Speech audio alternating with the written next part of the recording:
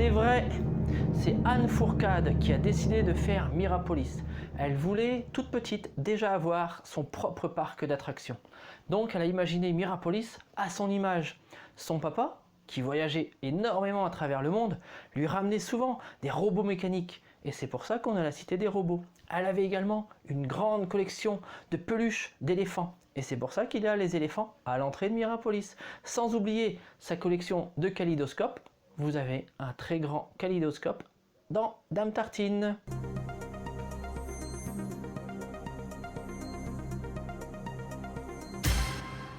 C'est faux.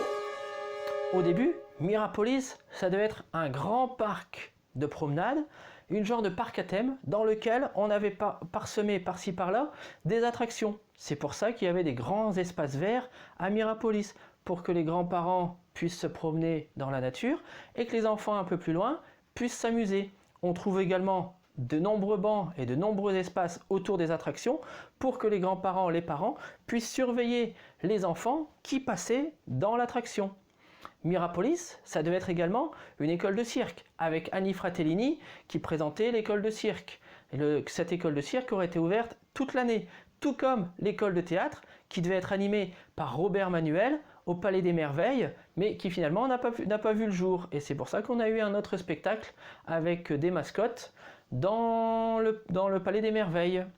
Voilà, Mirapolis, ça ne devait pas être un grand parc d'attractions, c'était plus un grand parc promenade avec des attractions, des restaurants et beaucoup d'espaces verts. Et c'est ce qui a fait du tort au parc, les gens n'ont pas compris le système.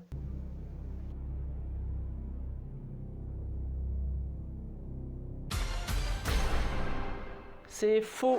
En 1992, les forains et les Allemands sont venus démonter les attractions. Le parc n'a pas ouvert cette année-là.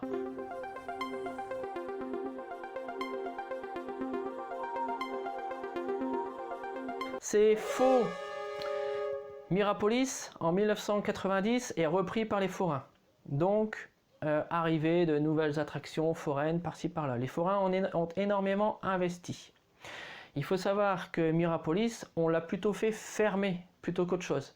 Il faut savoir que Disney est arrivé, l'État a énormément investi dans Disney pour créer les infrastructures, donc l'arrivée jusqu'au parc, la sortie d'autoroute, le RER et la prochaine gare TGV qui arrivait. Mirapolis, on n'a pas eu tout ça. Astérix non plus. Astérix par exemple, ils ont dû payer leurs bretelles d'autoroute et payer les péages autoroutiers pour tous leurs visiteurs. Voilà, donc Mirapolis, on revient. Marcel Campion accuse justement Dominique Strauss-Kahn d'avoir demandé 5 millions d'euros pour pouvoir sauver le parc. Donc, le vrai, le faux, il y a eu un jugement, je vous laisse seul juge là-dessus, je ne me prononcerai pas. Voilà, les forains, on les a remerciés. La fréquentation a commencé à remonter avec l'arrivée des forains.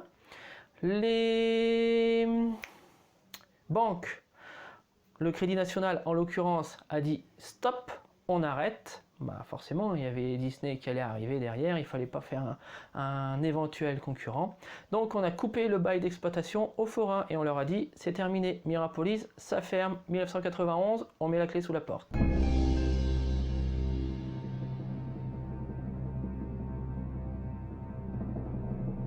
C'est vrai. Le 21 mai 1987, lorsque le parc a été ouvert au public, les forains sont arrivés avec de nombreux outils, quelques armes blanches, il paraît, pour casser les attractions. Donc ils ont éventré des tapis roulants, ils ont éventré des bateaux, ils ont réussi à enlever de l'huile dans certains moteurs. Enfin, ils sont venus pour saccager le parc, pensant que Mirapolis allait être une concurrence pour eux. Ils se sont finalement rendus compte qu'il y avait toujours autant de clients qui allaient dans les fêtes foraines. Ce qui fait que derrière, ils se sont dit pourquoi pas faire d'une pierre deux coups. En 90, ils ont repris Mirapolis pour avoir leur fête foraine et un parc d'attractions. La suite, on la connaît malheureusement.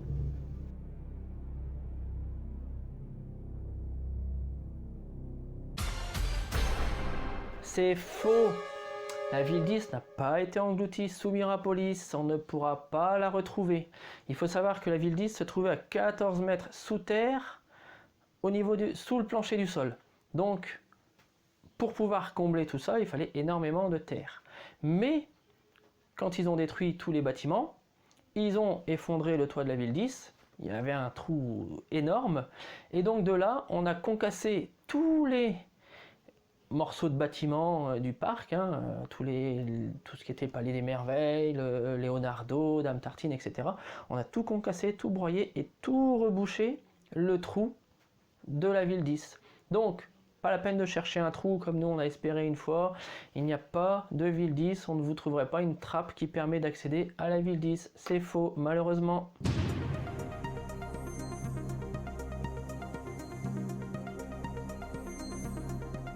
C'est vrai. Et oui, il était question de sauver la tête de Gargantua. L'idée est venue du gardien du parc, André, que je salue actuellement, qui avait eu l'idée justement de pouvoir poser la tête du géant sur le rond-point en face du parc. Malheureusement, la tête, elle est arrivée, elle, en 4 morceaux, donc ils l'ont assemblée sur place. Mais pour la démonter, il fallait la redémonter, la redécouper. Il fallait transporter les éléments et mettre une énorme grue pour pouvoir l'implanter, chose qui était énormément coûteux et très périlleux du fait du passage des lignes haute tension. Donc le projet a malheureusement été abandonné et la tête a été dynamitée.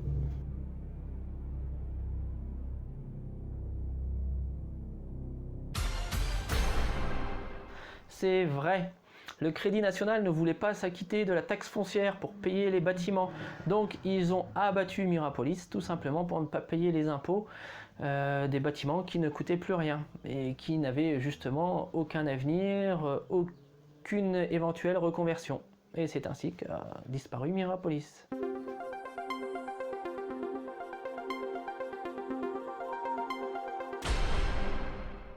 C'est vrai.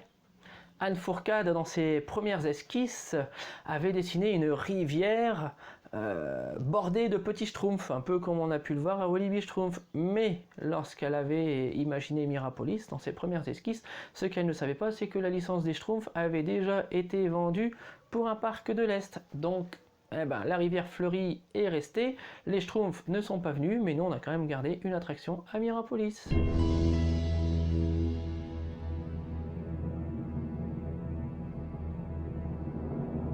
C'est vrai. Anne Fourcade est allée chercher dans un arboretum des arbres qui devaient être abattus parce qu'il y avait une autoroute qui allait passer à la place de cet arboretum. Donc on a pris les arbres, ils ont pris le soin de bien les découper pour pouvoir les planter à Mirapolis.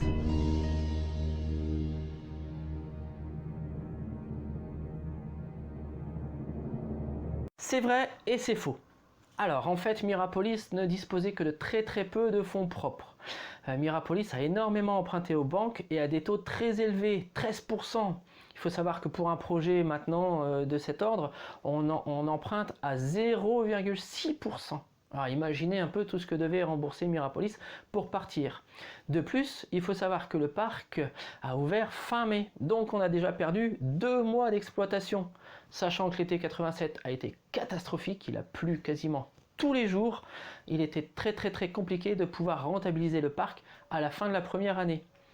Même si on a réinvesti derrière, s'il y a eu des nouveaux investisseurs, s'il y a eu des nouveaux actionnaires, ça a été très compliqué parce que le trou creusé dès le départ était trop important pour être comblé. Il fallait vraiment remettre de l'argent en fonds propres, en grand paquet pour pouvoir sauver Mirapolis.